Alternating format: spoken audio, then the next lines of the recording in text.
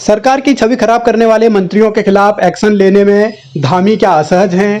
क्या धामी असहाय महसूस कर रहे हैं? क्या धामी बेबस हैं? ये सवाल इसलिए उठ रहा है क्योंकि पुष्कर सिंह धामी की कैबिनेट के सीनियर मंत्री प्रेमचंद अग्रवाल, जिन पर यह आरोप लगा कि उन्होंने विधानसभा में बैकडोर भर्तियां की और गलत तरीके से नियुक्तियां दी और इस बात पर मुहर लगाई मौजूदा विधानसभा स्पीकर रितु खंडूरी ने और उन नियुक्तियों को रद्द भी कर दिया। लेकिन प्रेमचंद अग्रवाल की कुर्सी टस से मस नहीं हुई और प्रेमचंद अग्रवाल अब भी बहुत मजबूती के साथ ये कह रहे हैं कि चैप्टर क्लोज हो चुका है। यानी कि स्पीकर ने तो उन लोगों को नौकरी से निकाल दिया जिनकी गलत नियुक्तियां हुई थी, लेकिन जिस शख्स पर गलत तरीके से नियुक्तियां करने का आरोप है वो इस तरीके से बातें कर रहे हैं। चलिए, अब विषय समाप्त हो गया। अब इसको ज्यादा इसके बारे में क्या टिप्पणी करनी है।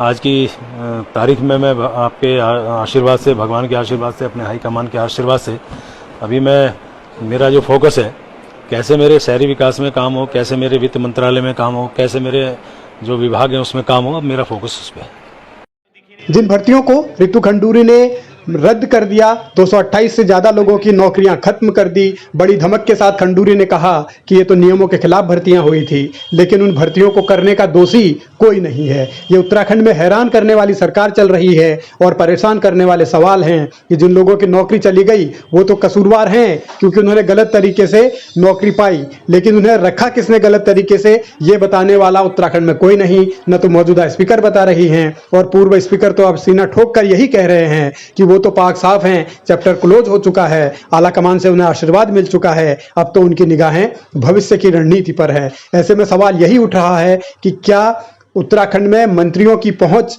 धामी से ज्यादा है, क्योंकि प्रेमचंद अग्रवाल ये भी कह रहे हैं कि आला कमान के आशीर्वाद से वो मंत्री बने हुए हैं, मतलब कि उन्होंने आला कमान को भी सेट कर लिया। आखिर ऐसी कौन सी गोटियां उन्होंने फिट की कि दिल्ली वाले भी मान गए और धामी जो धमक धमक कहते थे या धमाका कहते थे, वो धमाका भी दिवाली से पहले फुस हो गया, क्योंकि बार बार ये कहा जा रहा था कि मंत्रिमंडल में बदलाव होगा, प्रेमचंद अग्रवाल की छुट्टी तय है। लेकिन धामी की बेबसी और लाचारी ये है कि प्रेमचंद अग्रवाल दिल्ली से आशीर्वाद लेकर लौट आए और धामी देखते ही रह गए। सवाल यही है कि इस तरीके से सरकार कैसे चल पाएगी जब सरकार का मुखिया डिसीजन लेने के लिए फ्री नहीं है। एक तरफ आला कमान है तो दूसरी तरफ मंत्रियों की पहुंच है जो मुख्यमंत्री को कोई फैसला ही नहीं देने दे रही। इन परिस्थितियों में यह सवाल उठना लाजमी है कि विधानसभा में बैकडोर एंट्रियों का कसूरवार कौन है? आखिर किसने वो गलत तरीके से नौकरियां दी? क्या उत्तराखंड की सरकार, उत्तराखंड के मुख्यमंत्री, उत्तराखंड की विधानसभा स्पीकर के पास इसका जवाब है? क्या इसका कभी जवाब मिल पाएगा, या फिर कसूरवार सिर्फ वही हैं जिनकी नौकरी पहले लगी और अब वो बेरोजगार होकर घर बैठे हैं?